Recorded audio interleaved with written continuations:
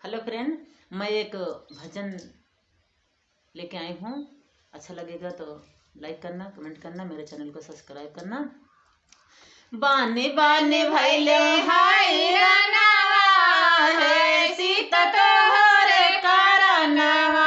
बाने बाने भैले हाय रानावा है सीता तोहरे करन।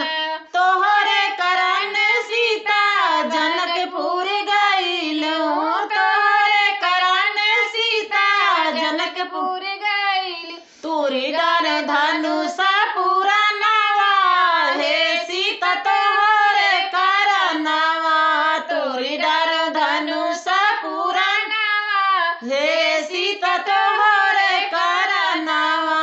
बाने बाने भैले परेशानवा हे सीता तोहरे करन। तोहरे करन सीता बन बीच गइलो।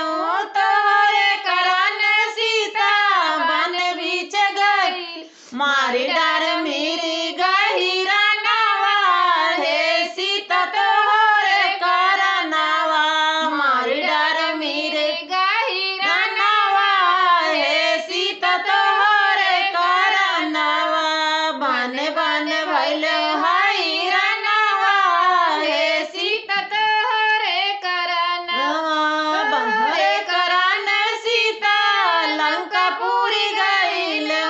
तोहरे करन सीता लंकापुरी गइलो। मार डार रावण दुश्मनवा हे सीता तोहरे करनवा।